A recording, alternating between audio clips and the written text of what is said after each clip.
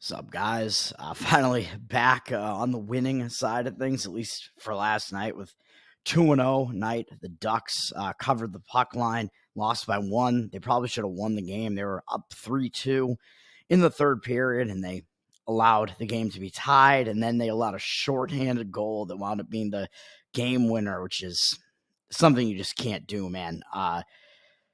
And the previous goal they had allowed was on a power play. So what can you do there? I think it was the right side. The value was there, as big as an underdog that they were. I can't blame you if you took the money line on them as well, which I had a little bit of a part of the bet on the money line, at least.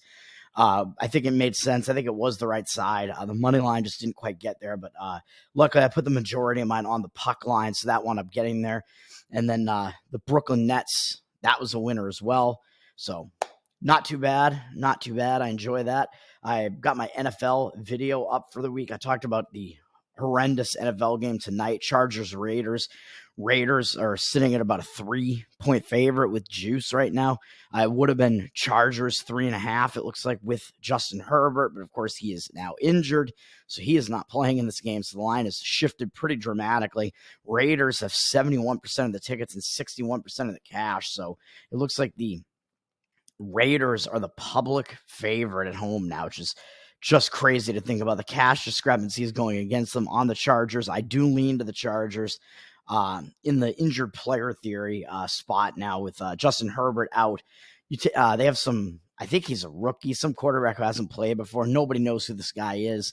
I have no idea who he is, but in the injured player theory, of course, as I talk about a lot, in that first game where your star player is out, you tend to rally around that injury and rally around the backup. So I think that is going to be the case with the Chargers here. Of course, the Raiders have also had their own problems. They haven't been able to score at all. So it's crazy to see them being a public favorite like this here. And the total's really low. So that would also lend itself to taking the underdog in the Chargers here. And I would also lean to the over in this game. I don't do much with totals, but in this situation, we have the under with 51% of the tickets, but 53% of the cash on the over. And it looks like the number's still sitting at 34. These Thursday night games are notoriously low scoring, man. So I think the public knows this, and they're going to look at these two teams and look at Justin Herbert being hurt and look at how poor these offenses have been recently and think, where are the points going to come? And I think the public is actually going to be mostly on the under here. So I would duck that and actually go the other way. And I think the familiarity between these two teams actually might lend itself to a looser style of play, maybe to some extent. And these teams are I think they kind of know they're both out of it at this point. So that might lead them to be looser as well. You don't really have that much to lose. So I would lean to the over and to the Chargers in this one. And I think the fact that usually the home team has a bit of an edge on Thursday night games with a quick turnaround because of the unfamiliarity aspect to it. The Chargers are of course familiar with playing at Las Vegas, and they don't have to travel very far. So I think that aspect of it is mitigated quite a bit as well. So that would be why I lean to the Chargers in that NFL game. Let's go to the card for today, where I do not have anything in the NBA. I'm just passing on the NBA. Strongest lean, if I were to give one, I would say would be to the Sacramento Kings, I guess. Kings, even though they look like they're down from 3.5 to 1.5 as a favorite at home against the Thunder. I don't know if there's an injury getting involved here. I'm not sure, but it looks kind of like a trap, to be honest, with the Kings being favored over the Thunder. It makes it look too easy to take the Thunder, who are the team that has been playing better and have the much better record, 2 games better than the Kings. So it looks a little bit suspicious, although, of course, the Kings are getting some home court advantage here as well. It looks like the cash and the tickets right now, I'd say these are split evenly, both of them at 50-50, which is kind of weird because I did just see a cash discrepancy on the Kings a little while ago, and I think that probably makes sense. That's the way I would lean there. The Oklahoma City Thunder are coming off beating the Jazz pretty easily, and that was off of a game where they beat the Warriors, which is a bigger game than playing the Jazz, of course. So they did not have a letdown against the Jazz. Now they play the Kings, and they do have Denver up next in 2 days on Saturday. So I think it's a big look ahead for the Thunder. So that's why I lean to the Kings there, at least slightly.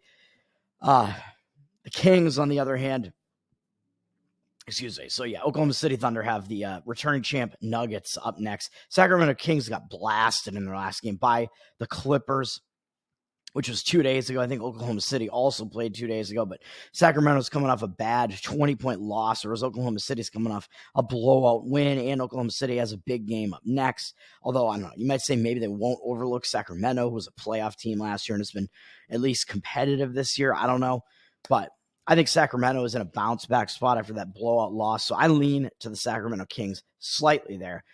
Going to the NHL, one play, and this is, oh boy, this one is tough to take. I'm going puck line again, and I'm on the Columbus Blue Jackets on the puck line against Toronto. I think it's a bad spot for Toronto. I got the puck line plus 1.5 goals at like minus 105 or something like that. So the price is like right around like playing an actual spread bet here. Toronto's down from minus 290 to minus 260 is a big home favorite. They got 94% of the tickets, it looks like here, but 100% of the cash, which obviously can't be right. But it looks like the line is moving somewhat significantly against them. And I think they're in a bad spot. I don't love taking these like huge hockey underdogs, but I think it's a bad spot for Toronto, mostly because they're coming off blowing out the Rangers 7-3. They had a 2-game road trip where they played both New York teams. They beat the Rangers 7-3, and that was a game where statistically it was closer than what the score would indicate. And the game was actually it was a 1-goal game until into the third period, at least, when Toronto turned it on. And then the last goal they scored was an empty netter. So the 7-3 score looks a bit more lopsided than the game actually was. Statistically, it was closer than that. The Rangers had come back and cut it to 4-3 going into the third period. So it was a pretty close game at that point, late in the game. So I think Toronto, they have to be overvalued here. And they do have the Pittsburgh Penguins up next, so this game is kind of sandwiched in there between two Eastern Conference teams that are not that bad. Pittsburgh, even though they've been struggling a little bit, they're still kind of like a team that carries some weight, like their name carries some weight, whereas Columbus, they're like far and away in last place in their division there, even though they are in the same conference as well. Columbus has extra days off, so Toronto, they're playing a pretty packed schedule right now, too, so their rest spot is not good. They are playing a third game in 4 days in 2 different cities in this case because they played both their last 2 games in New York, but at different venues. And they're playing a 4th and 6 and a 5th and 8, and most of those are in different cities. This is only the second home game in that stretch, and the other game is at Ottawa, so all in different cities. I don't know who their goaltender is going to be in this game, but they've been using 3 different goaltenders as of late, and I don't think Toronto's goaltending situation is really that good. So that might set itself up for Columbus to be able to actually score some goals in this one. And Columbus is coming off a pretty bad performance they played Florida, who was quite good and one of the better teams in the conference. But they lost 5-2, and now they've had 3 days off to recuperate from that and prepare something for this game. So I think it's a positive for Columbus coming off a bad outing like that, a bad performance. They have extra time off to prepare something for this. They're going on the road after losing that game at home, so it's also good to get out of home there and alleviate some of those distractions. It's a 1-game road trip here, so I think that allows you to just kind of focus on that game. I like Columbus, and I'm doing it on the puck line. As dangerous as that sounds, the money looks like it's kind of moving in my direction. So that's plus 1.5 on the puck line. The other game I almost considered doing, which would also be a puck line play, but it would probably require laying like minus 130. So maybe it would be like a straight money line play instead. On the big underdog would be on the Chicago Blackhawks. Seattle looks like they're down from minus 240 to minus 220 as a home favorite. So they're in that range where you would almost tend to want to just play the money line, like a straight up with Chicago there. And it would be like plus 190 something probably on the money line, but you're laying a little bit too much of a price to take the puck line now in that game. So if you want to do it, it would just be like play the odds, at least play the money line underdog play there and hope that it gets there, even though when you do that, you're not saying that they're going to win even like 50% of the time there, but you're saying you think they have a better chance to actually win the game outright than what the odds are giving you. Seattle's down from 240 to 220 on the money line at home, minus 220, 85% of the cash and 82% of the tickets. So this looks like there's a cash discrepancy on Seattle. I'm not sure if I buy that. Seattle, they're coming off a pretty big game. They shut out the Florida Panthers, who were of course, Eastern Conference Stanley Cup final representative last year. And they have a pretty big game in the LA Kings up next, and then Dallas, and then the Kings again. So this is a down spot in the schedule for Seattle. So coming off a big win, I think they're in a letdown spot. So that's why I would lean to the Blackhawks. And the Blackhawks are mid-road trip here. They just started the road trip also 2 days ago and lost that game pretty badly to Edmonton. So they might be in a spot where they realize this might be a winnable game because neither of these teams have really good records, and they might show up for this one. It's kind of maybe a bounce back spot for them. So I would lean to Chicago there a bit with Seattle in the letdown spot as well. But the one thing, maybe the one kind of caveat here is that both these teams have similar records that are well below 500, but Seattle is a big home favorite. So, excuse me. It's possible that you could say that line almost looks suspicious in a way, because why are these teams that have similar records?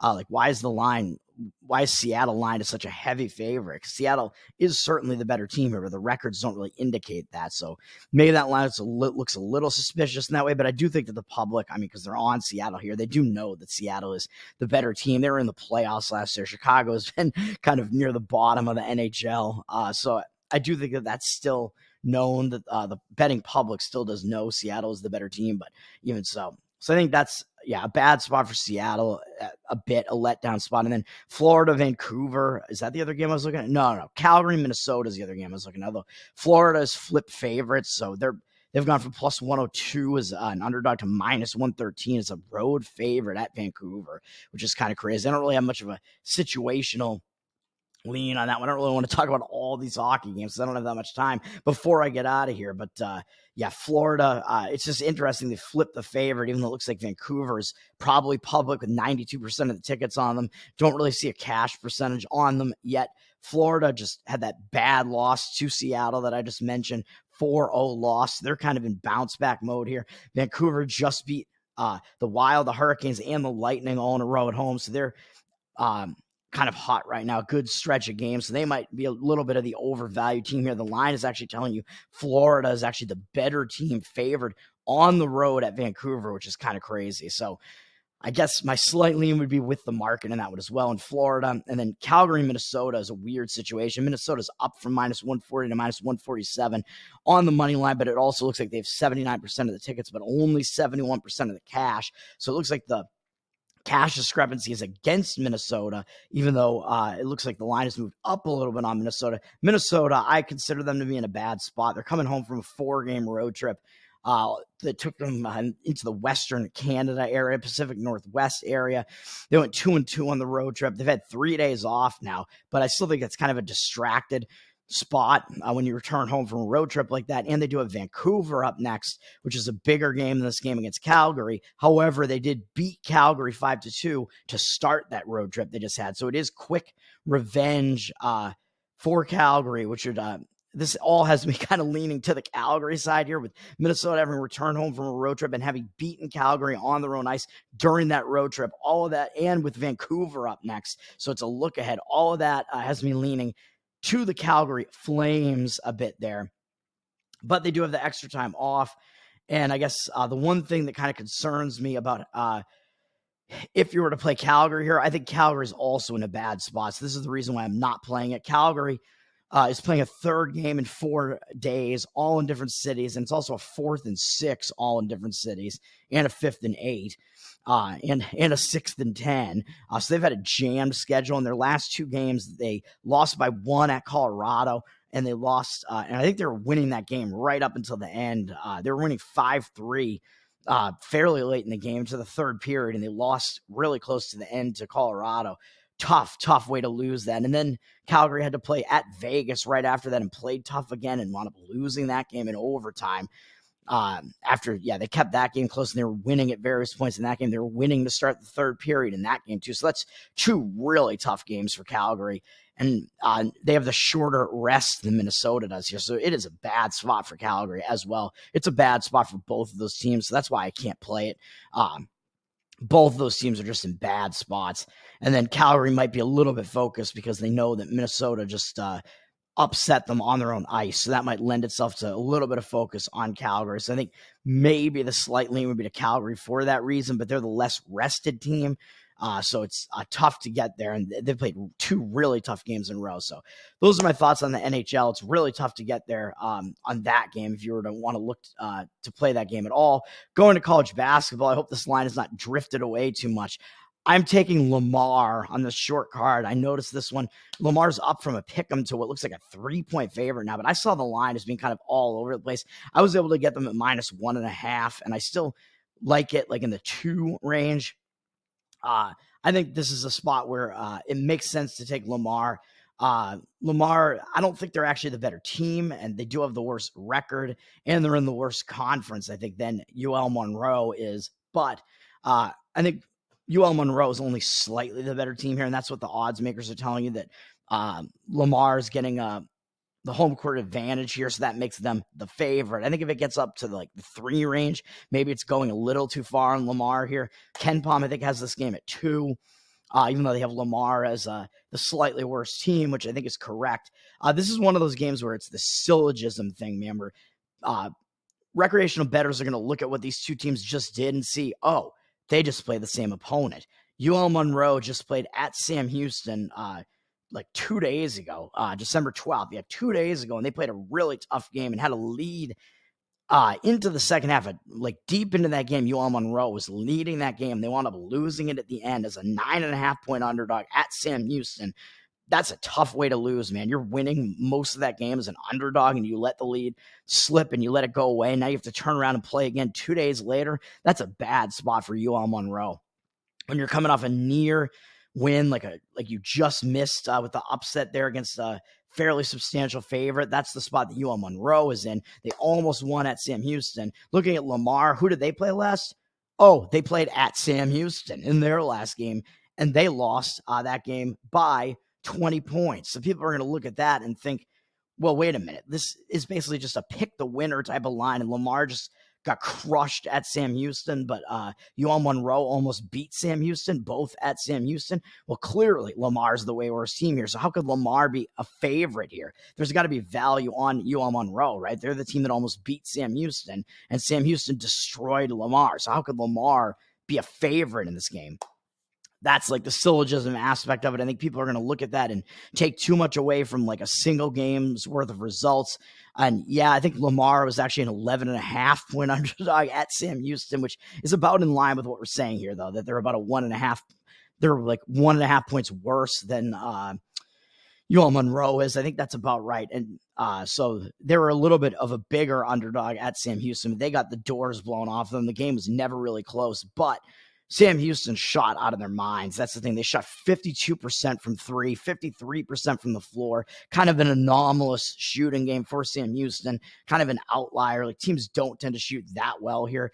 Sam Houston actually had more turnovers in that game, and the rebound battle was close. But they shot 13 for 25 from 3-point range, and that was really the difference there. Lamar actually took 14 more shot attempts than Sam Houston did. Sam Houston did have the free throw discrepancy as well, so maybe there was a little bit of home cooking there with the way the reffing went in that game. But I don't think you can take away that much from that being that much of a blowout in Sam Houston's favor. They shot way too well in that game to the point where it's really like an outlier. But anyway, people are going to look at all that and think that there's value on UL Monroe doing that like transitive type of thing there, seeing that UL Monroe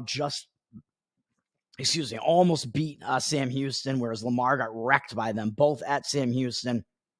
It's going to make them think there's value on UL Monroe. They're going to be wondering why Lamar is the favorite here. These teams are closer than what you would think based off of those results. I like Lamar, and Lamar has way more time off. They haven't played for a while. They played Sam Houston, I don't know what that was, like a week ago or something. They've had a lot of extra rest here, and coming off a bad loss like that gives you a break, and it lets you scheme and lets you kind of correct some mistakes, correct some things. So I think that time off is helpful for Lamar, whereas with UL Monroe, they played that game against Sam Houston 2 days ago and almost won the game as an underdog, a big underdog, and they're coming off that, and they have to turn around and play again right away 2 days later. It's a bad spot for UL Monroe. all of that, taking all that into account, I like Lamar, and I'm on it at -1.5. So it's Lamar -1.5 and Columbus Blue Jackets +1.5 on the puck line. Please save me. All right, man. Go check out my NFL video. I don't have a play on tonight's atrocious NFL game, but I do have 4 plays for the week in that one. I like the card quite a bit. Enjoy the night, man. Peace.